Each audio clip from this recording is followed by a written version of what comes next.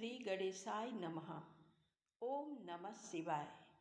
प्रिय भक्तजनों, आज नाग पंचमी के पावन अवसर पर जब हम नाग देवता की पूजा करेंगे तो मन में एक प्रश्न अवश्य आता है, आखिर भगवान शिव ने नागों को अपने गले में ही क्यों धारण किया?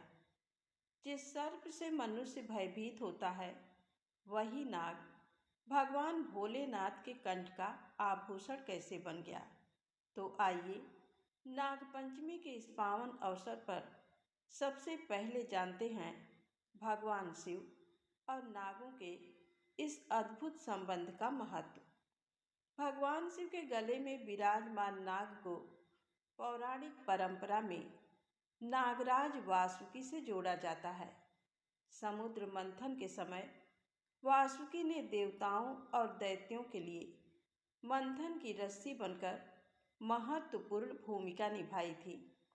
भगवान शिव और नागों के इस संबंध के कारण नागराज वासुकी को शिव जी के गले में स्थान प्राप्त हुआ। लेकिन प्रिय भक्तजनों, इसके पीछे केवल एक कथा ही नहीं बल्कि बहुत सुंदर आध्यात्मिक संदेश भी छिपा हुआ है। सर्प भय, विष और मृत्यु का प्रतीक माना जाता है और भगवान शिव वे स्वयं महाकाल और मृत्युंजय हैं। इसलिए शिव जी के गले में नाग ये संदेश देता है कि जिस भय से संसार डरता है वह भी महादेव के नियंत्रण में है। भगवान शिव हमें सिखाते हैं कि जीवन में भय कितना भी बड़ा क्यों ना हो, हमें उसे भागना नहीं चाहिए बल्कि ईश्वर का स्मरण करके उसका सामना करना चाहिए। नाग अपनी पुरानी केंचुली छोड़ देता है, इसलिए नाग को परिवर्तन और पुराने बंधनों को त्यागने का प्रतीक भी माना जाता है। इसी प्रकार मनुष्य को भी अपने भीतर के अहंकार, क्रोध, लोभ और भय को त्याग कर अपने जीवन को बेहतर बनाने का प्रयास करना चाहिए और यही भगवान शिव का स्वरूप हमें सिखाता है। उनके सिर पर चंद्रमा है, जटाओं में माँ गंगा हैं, शरीर पर भस्म है और गले में नाग है। अर्थात महादेव हमें बताते हैं कि सच्चा वैभव बाहरी आभूषणों में नहीं बल्कि त्याग, संयम और करुणा में है। हमारे सनातन धर्म में नागों का संबंध केवल भगवान शिव से ही नहीं है। भगवान विष्णु भी क्षीर सागर में शेष नाग की सैया पर विराजमान रहते हैं। पुरानी धार्मिक मान्यताओं और कहावतों में ये भी कहा जाता है कि पृथ्वी शेष नाग के फन पर टिकी हुई है। ये एक प्राचीन मान्यता है। इस प्रकार हमारे धर्म में नागों को एक विशेष स्थान प्राप्त है और प्रकृति के इस जीव के प्रति सम्मान की भावना दिखाई देती है। इसीलिए नाग पंचमी के दिन नाग देवता का स्मरण और पूजन किया जाता है और भगवान शिव से प्रार्थना की जाती है, हे महादेव, जैसे आपने नागों को अपने कंठ में स्थान देकर उन्हें सम्मान दिया, वैसे ही हमारे मन से भी भय दूर कीजिए और हमारे जीवन में सुख, शांति और निर्भयता प्रदान कीजिए। प्रिय भक्तजनों, नागपंचमी से जुड़ी एक और अत्यंत महत्वपूर्ण कथा है। एक ऐसी कथा जिसमें नागों का पूरा वंश ही संकट में पड़ गया था और राजा जन्मेजय ने नागों का विनाश करने के लिए भयंकर सर्प यज्ञ आरंभ कर दिया था। फिर कौन था जिसने उस यज्ञ को रोका और किस महान मुनि ने नागों के प्राणों की रक्षा की? आप आइए सुनते हैं नाग पंचमी से जुड़ी वह प्रसिद्ध पौराणिक कथा जिसमें राजा परीक्षित, नागराज तक्षक, राजा जन्मेजय और आस्तिक मुनि की कथा आती है। ये कथा केवल नागों की कथा नहीं है, इसमें हमें क्रोध, कर्म, प्रतिशोध, धर्म, करुणा और क्षमा इन सभी का संदेश मिलता है। तो आइए श्रद्धा के साथ सुनते हैं ये पूरी कथा। बहुत समय पहले हस्तिनापुर में पांडव वंश के राजा परीक्षित राज्य करते थे। राजा परीक्षित वीर और पराक्रमी राजा थे।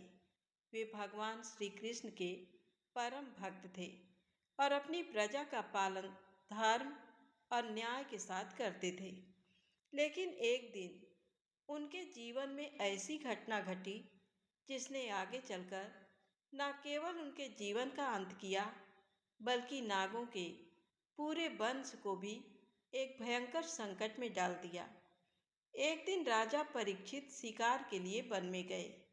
वन में घूमते घूमते वे बहुत थक गए। उन्हें बहुत तेज प्यास लगी। वे जल की तलाश करने लगे। कुछ दूर जाने पर उन्हें एक आश्रम दिखाई दिया। आश्रम में महान ऋषि समीक ध्यान में बैठे हुए थे। राजा परीक्षित उनके पास पहुँचे और हाथ जोड़कर बोले, हे ऋषिवर, मैं बहुत प्यासा हूँ, कृपा करके मुझे थोड़ा जल प्रदान कीजिए। लेकिन ऋषि उस समय गहरे ध्यान में लीन थे। उन्हें राजा की आवाज़ सुनाई नहीं दी। राजा ने फिर पूछा, हे मुनिवर, क्या मुझे थोड़ा जल मिल सकता है? फिर भी ऋषि ध्यान में ही बैठे रहे। राजा परीक्षित थके हुए थे, प्यासे थे और उस समय उनके मन पर क्रोध हावी हो गया। उन्हें लगा कि ऋषि जानबूझकर उनका अपमान कर रहे हैं। पास ही उन्हें एक मृत सर्प दिखाई दिया। क्रोध में आकर राजा परीक्षित ने उस मृत सर्प को उठाया और ऋषि समीक के गले में डाल दिया। इसके बाद राजा वहां से चले गए। कुछ समय बाद ऋषि समीक के पुत्र श्रृंगी को इस घटना का पता चला। जब उन्होंने सुना कि राजा ने उनके तपस्वी पिता के गले में मृत सर्प डालकर उनका अपमान किया है, तो उन्हें बहुत क्रोध आया। क्रोध में आकर श्रृंगी ऋषि ने राजा परीक्षित को शाप दे दिया, आज से 7वें दिन नागराज तक्षक के दंश से तुम्हारी मृत्यु होगी। सांप के शब्द निकल चुके थे। बाद में ऋषि समीक को जब ये बात पता चली तो उन्हें बहुत दुख हुआ। उन्होंने कहा, राजा से भूल हुई है। राजा बहुत ही नेक और धर्मात्मा है, लेकिन मेरे पुत्र ने क्रोध में आकर बहुत कठोर शाप दे दिया। लेकिन अब शाप वापस लेना आसान नहीं था। जब राजा परीक्षित को अपने ऊपर लगे शाप का पता चला तो उन्हें अपनी भूल का एहसास हुआ। उन्होंने सोचा, मैंने एक तपस्वी ऋषि का अपमान किया। मुझे अपने क्रोध पर नियंत्रण रखना चाहिए था। राजा ने अपना मन भगवान की भक्ति में लगाया। उन्होंने संत महात्माओं की संगत की और भगवान की कथा सुनते हुए अपने अंतिम समय को बिताने का निश्चय किया। लेकिन 7वां दिन धीरे धीरे निकट आ रहा था।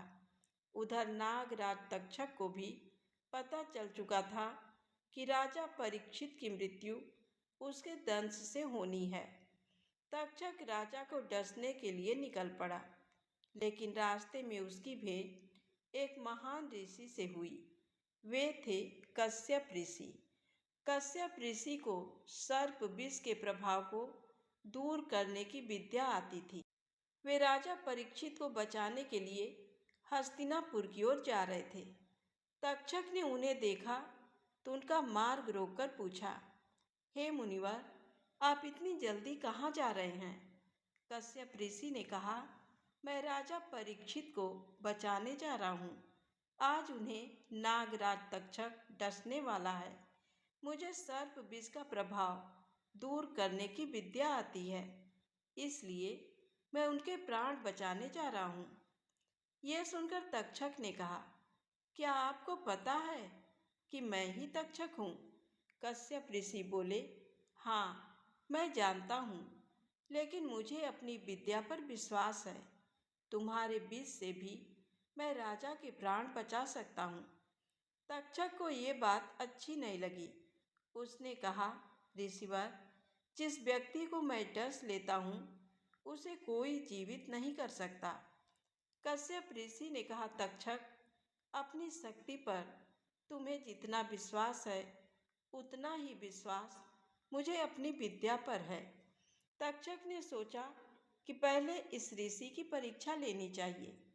पास ही एक विशाल वृक्ष खड़ा था। तक्षक ने उस वृक्ष को डस लिया। क्षण भर में उसके विष का प्रभाव पूरे वृक्ष में फैल गया। वृक्ष सूख गया और नष्ट हो गया।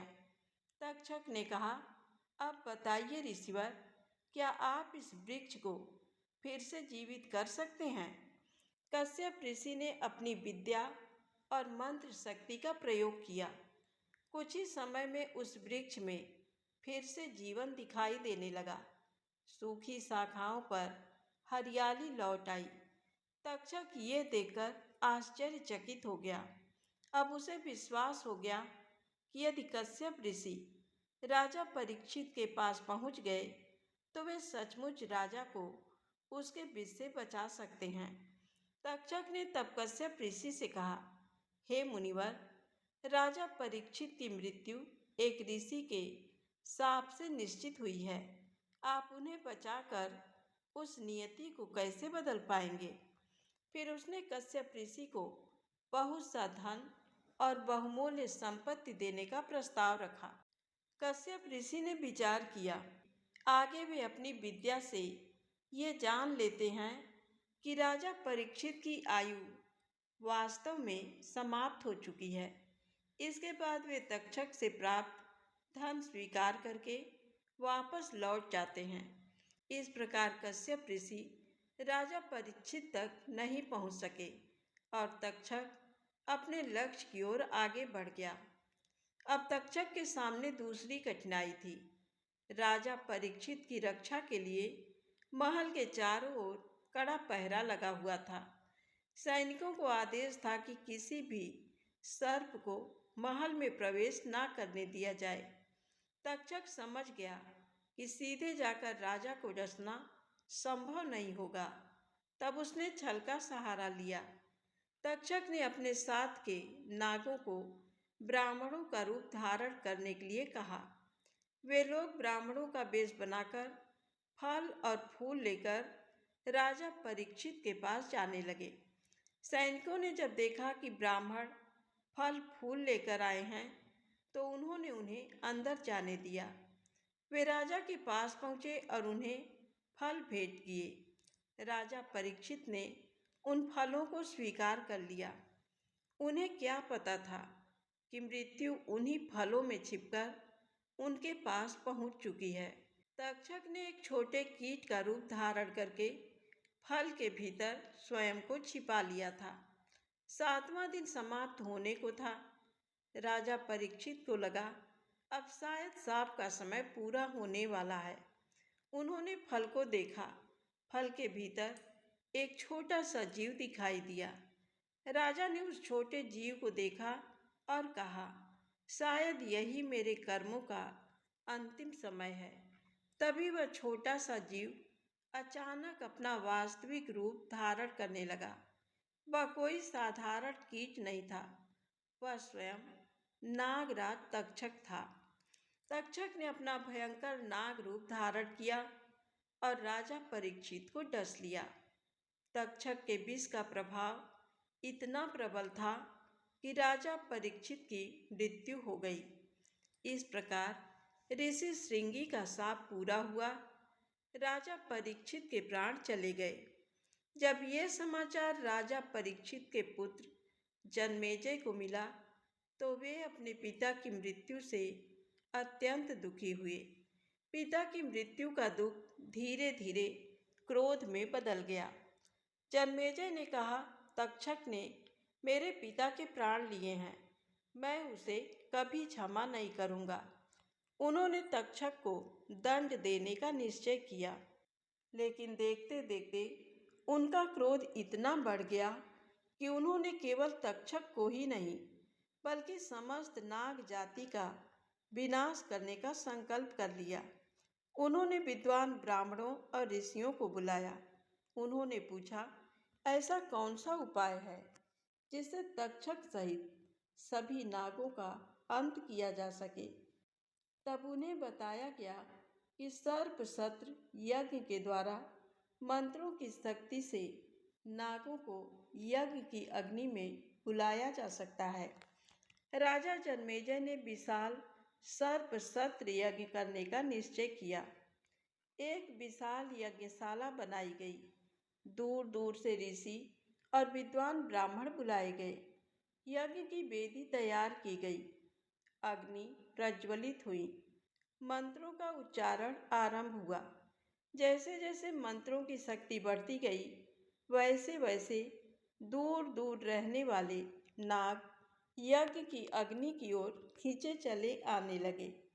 कोई जंगल से आया, कोई पर्वत से, कोई धरती के भीतर अपने बिलों से निकलकर आया। असंख्य नाग उस यज्ञ की अग्नि में गिरने लगे। चारों ओर नागों में हाहाकार मच गया। नागराज वासुकी भी अत्यंत चिंतित हो उठे। उन्हें लगा कि यदि ये यज्ञ इसी प्रकार चलता रहा तो पूरी नाग जाति समाप्त हो जाएगी। लेकिन राजा जन्मेजय का क्रोध शांत नहीं हुआ। वे बार बार पूछते, तक्षक कहाँ है? ऋषियों ने बताया, तक्षक अभी तक यज्ञ में नहीं आया है। राजा ने आदेश दिया, उसे भी यहाँ बुलाया जाए। जब तक तक्षक इस अग्नि में नहीं गिरता, ये यज्ञ समाप्त नहीं होगा। जब तक्षक को पता चला कि राजा जन्मेजय का यज्ञ उसे भी खींचने वाला है, तो वह भयभीत हो गया। वह देवराज इंद्र की शरण में चला गया। इंद्र ने उसे अपने संरक्षण में रखा। लेकिन ऋषियों ने जब तक्षक को यज्ञ में बुलाने के लिए मंत्रों का उच्चारण किया, तो तक्षक जिस स्थान पर इंद्र की शरण में था, वह भी यज्ञ की शक्ति से प्रभावित होने लगा। अब तक्षक इंद्र के साथ ही यज्ञ की ओर खींचने लगा। तक्षक को लगा कि अब वह बच नहीं पाएगा। नाग जाति का विनाश भी जारी था। इसी समय नागराज वासुकी को आशा की एक किरण दिखाई दी। नागों की रक्षा के लिए एक महान बाल ऋषि का जन्म हुआ था। उनका नाम था आस्तिक मुनि। आस्तिक मुनि के पिता महान ऋषि जरत्कारु थे और उनकी माता नागकुल से थीं। महाभारत की परंपरा में उनकी माता का संबंध नागराज वासुकी के परिवार से बताया गया है। इस प्रकार आस्तिक मुनि का संबंध एक ओर ऋषि परंपरा से था और दूसरी ओर नागकुल से। वे अत्यंत विद्वान, तपस्वी और धर्मज्ञ थे। नागों पर संकट आने के समय आस्तिक मुनि ही उनकी रक्षा करने वाले थे। जब आस्तिक मुनि को पता चला कि राजा जन्मेजय का सर्प सत्र यज्ञ पूरी नाग जाति का विनाश कर रहा है, तो उन्होंने निश्चय किया कि वे स्वयं राजा के पास जाएंगे। वे यज्ञशाला की ओर चल पड़े। यज्ञशाला के द्वार पर पहुंचकर उन्होंने वहां उपस्थित लोगों से प्रवेश की अनुमति मांगी। उनके तेज और ज्ञान से सभी प्रभावित हुए। आस्तिक मुनि यज्ञशाला में पहुंचे। आस्तिक मुनि ने राजा जन्मेजय की प्रशंसा की। उन्होंने राजा के वंश, उनके पराक्रम और उनके यज्ञ की महिमा का वर्णन किया। राजा जन्मेजय उनकी वाणी से बहुत प्रसन्न हुए। उन्होंने कहा, हे मुनिवर, आपकी वाणी ने मेरे मन को प्रसन्न कर दिया है। मैं आपको वरदान देना चाहता हूँ। आप जो चाहें मुझसे मांग सकते हैं। आस्तिक मुनि इसी अवसर की प्रतीक्षा कर रहे थे। उन्होंने कहा, राजन, यदि आप मुझे वरदान देना चाहते हैं तो मेरी एक ही इच्छा है। राजा बोले, कहिए मुनिवर। आस्तिक मुनि ने कहा, इस सर्प सत्र यज्ञ को यहीं रोक दीजिए। राजा जन्मेजय ये सुनकर चौंक गए। उन्होंने कहा, मुनिवर, मैं अपने पिता की मृत्यु का बदला लेने के लिए ये यज्ञ कर रहा हूँ। आप मुझसे कोई दूसरा वर मांग लीजिए। आस्तिक मुनि ने कहा, राजन, मैंने जो मांगा है वही मुझे चाहिए। राजा बोले, मैं आपको सोना, चांदी, गायें, भूमि और बहुत सी संपत्ति दे सकता हूँ। आस्तिक मुनि ने कहा, मुझे इनमें से कुछ नहीं चाहिए, मुझे केवल ये यज्ञ रुकवाना है। राजा कुछ देर मौन रहे। आस्तिक मुनि ने कहा, राजन, आपके पिता की मृत्यु का दुख मैं समझ सकता हूँ, लेकिन एक तक्षक के अपराध के कारण पूरी नाग जाति को दंड देना क्या न्याय है? राजा ने कोई उत्तर नहीं दिया। आस्तिक मुनि आगे बोले, जिन नागों को इस यज्ञ में खींचकर लाया जा रहा है, उनमें से कितनों ने आपके पिता को डसा था? कितनों का राजा परीक्षित की मृत्यु से कोई संबंध था? राजा के मन में विचार उठने लगे।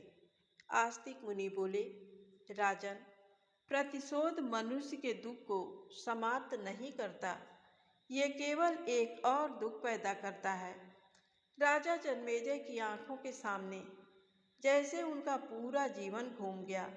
उन्होंने सोचा, मैं अपने पिता की मृत्यु के दुख में कितने निर्दोष नागों का विनाश करवा रहा हूँ। लेकिन तभी यज्ञ में उपस्थित ऋषियों ने सूचना दी, तक्षक अब यज्ञ की शक्ति से खींच रहा है। राजा ने ऊपर देखा, तक्षक इंद्र की शरण में था, फिर भी मंत्रों की शक्ति से यज्ञ की ओर खींचा चला आ रहा था। राजा जन्मेजय बोले, अब तक्षक बच नहीं सकता। लेकिन आस्तिक मुनि ने राजा को उनके वचन की याद दिलाई। उन्होंने कहा, राजन, आपने मुझे वरदान देने का वचन दिया है। राजा समझ गए कि अब उन्हें अपने वचन का पालन करना होगा। उन्होंने कहा, हाँ मुनिवर, मैं अपने वचन से पीछे नहीं हटूंगा। और राजा जन्मेजय ने आदेश दिया, सर्प सत्र यज्ञ यहीं समाप्त किया जाए। ऋषियों ने मंत्रों का उच्चारण रोक दिया। यज्ञ की अग्नि शांत होने लगी। नागों का विनाश रुक गया, तक्षक भी बच गया और पूरी नाग जाति का अस्तित्व सुरक्षित हो गया। नागराज वासुकी को जब ये समाचार मिला कि यज्ञ रुक गया है, तो उन्हें अत्यंत प्रसन्नता हुई। नागों ने आस्तिक मुनि का आभार व्यक्त किया। देवताओं और ऋषियों ने भी उनकी प्रशंसा की। नागकुल ने कहा कि आस्तिक मुनि का नाम स्मरण करने वाले और उनकी कथा श्रद्धा से सुनने वाले भक्तों पर नागों की कृपा बनी रहे। इसी कारण नाग पंचमी की परंपरा में आस्तिक मुनि का स्मरण विशेष महत्व रखता है। ये कथा हमें बताती है कि केवल शक्ति बड़ी नहीं होती, सही समय पर बोले गए सत्य और धर्म के शब्द उससे भी बड़ी शक्ति बन सकते हैं। राजा जन्मेजय के पास सेना थी, उनके पास यज्ञ की शक्ति थी, उनके पास ऋषियों के मंत्र थे, लेकिन अंत में एक बाल ऋषि की बुद्धि और धर्म की बात ने उस पूरे विनाश को रोक दिया। इसलिए नाग पंचमी केवल नाग देवता की पूजा करने का पर्व नहीं है, यह हमें प्रकृति के प्रति सम्मान करना सिखाता है। यह हमें सिखाता है कि किसी जीव से भय हो सकता है, लेकिन उसके प्रति अनावश्यक घृणा नहीं रखनी चाहिए। यह हमें सिखाता है कि एक के अपराध की सजा पूरे समुदाय को देना न्याय नहीं है। और सबसे बड़ी सीख, क्रोध में लिया गया निर्णय विनाश का कारण बन सकता है, लेकिन धैर्य और धर्म से लिया गया निर्णय जीवन बचा सकता है। राजा परीक्षित की एक क्षण की भूल ने उनके जीवन को संकट में डाल दिया। श्रृंगी ऋषि के क्रोध से सांप निकला, तक्षक ने उस सांप को पूरा किया।